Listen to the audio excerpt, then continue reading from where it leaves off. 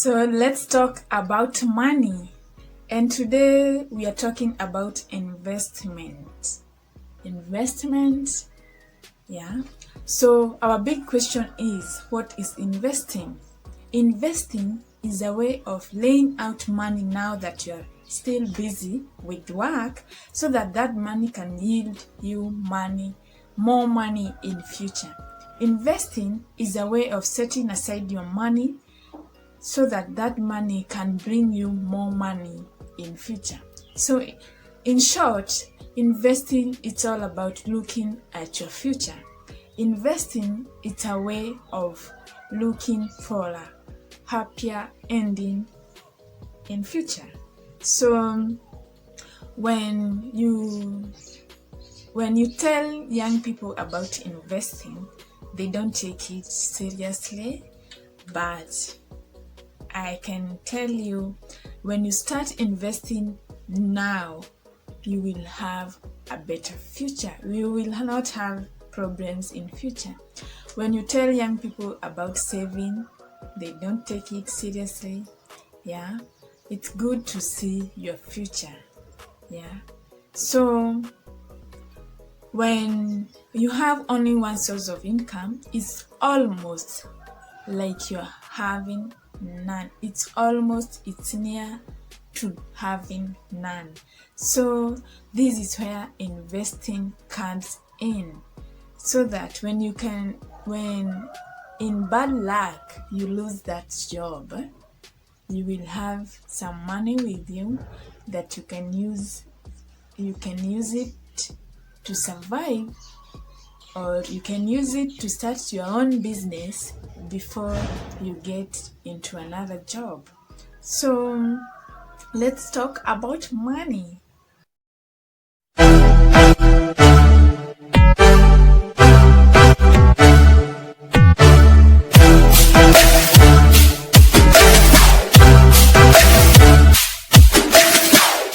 What sources of income should you have at the age of 20? And the first source of income is, let's talk about employment income. Employment income is the money that you receive after providing work in a certain company that you don't own.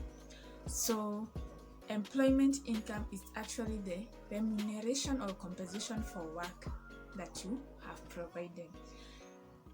Mostly here in Kenya, employment income is income given to you after a month. Most people are paid after 1 month. Let's talk about those people who are paid after a month, after providing that service. That's when you get paid.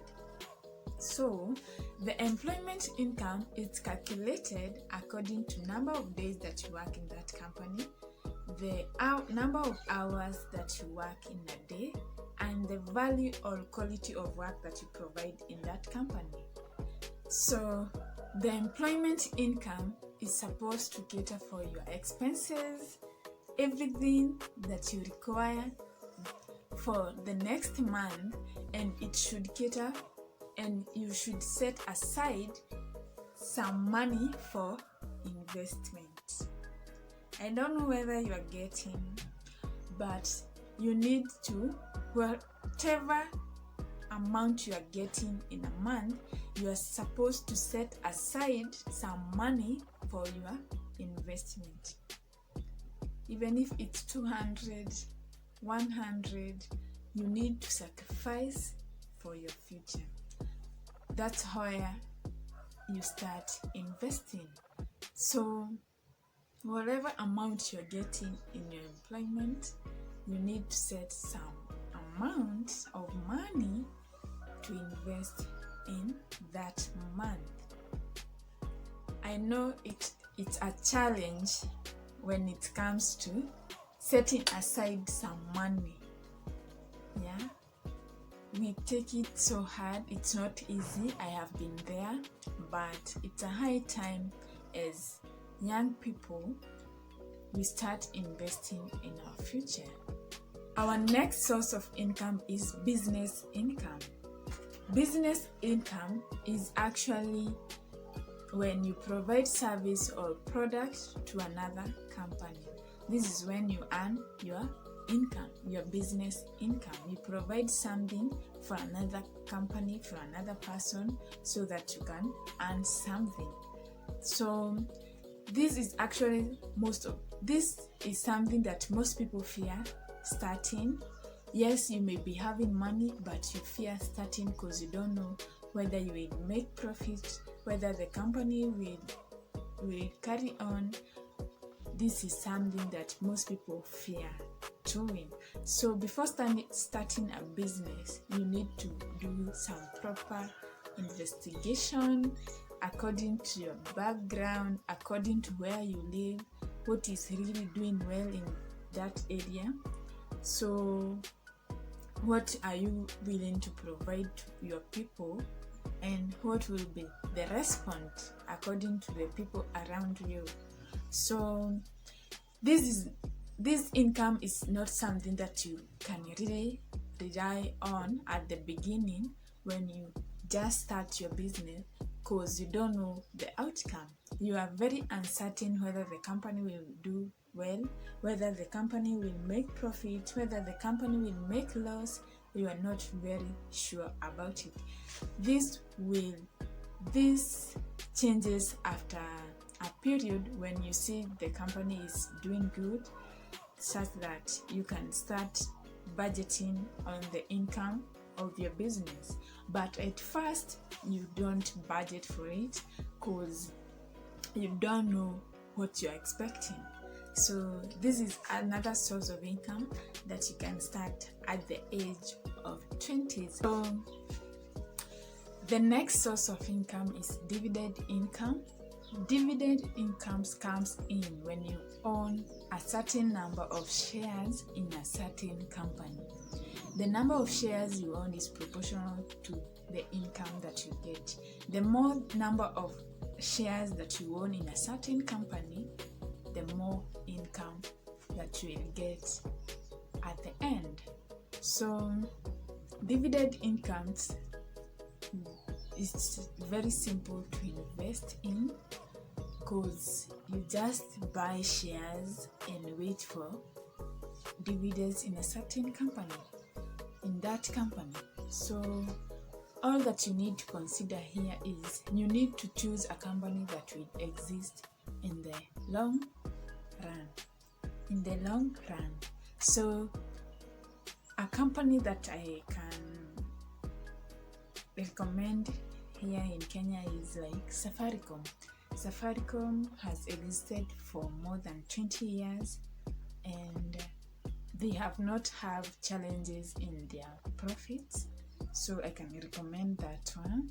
So if actually you want to be, I'm not campaigning about their company, I'm not advertising their company, but it's a good company in Kenya.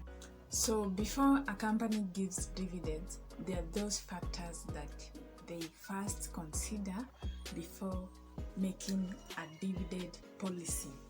And the first policy is they first consider the economy of a certain state, that is economy of a country. That is, if it's in Kenya, they have to consider the economy of Kenya. So the next thing they will consider is tax policy. The other thing is inflation. The other thing is capital market consideration and the stability of dividends. So companies don't just wake up in a day and say they will give a 14% dividend income. No, they have to first consider some of those factors before giving out the dividends. So in short, when you opt to go for dividend income, choose a company that you are sure it will exist in coming 20 years, it has a future, because you are looking for stability in the long term. So you are looking for a company that will bring you income as you proceed with life, as you go to future. So you have to consider the value of a company, and that's it. So the next source of income is capital gain income. Capital gain income, you can get it from like in stock or in real estate. This is where you buy stock at a lower price, then you wait until the prices goes up so that you can sell, so that you can earn profit. So the same happens to real estate companies. They will buy a certain land at a cheaper cost, and then they will dispose the land at a higher value. So the difference is what you earn. That is the profit. The profit is what you earn. That is what we call capital gain. So in stocks, the stock market is made up of exchanges, and this is where the buyers and sellers meet and they relate the price of the stock. So this is where you monitor the prices of the stocks, you monitor the prices of the land, so that you can sell at a profit. And at this point, there is no point that you will make a loss, because you will wait until the prices goes up. If you make a loss, it's according to you, because this investment you buy at a lower cost and then wait until the prices goes up so that you can sell your stocks, the land. So this investment, there is no chance of making a loss, not unless you want to make a loss. At this point, let me thank everybody who have clicked to this video. Thanks so much for clicking on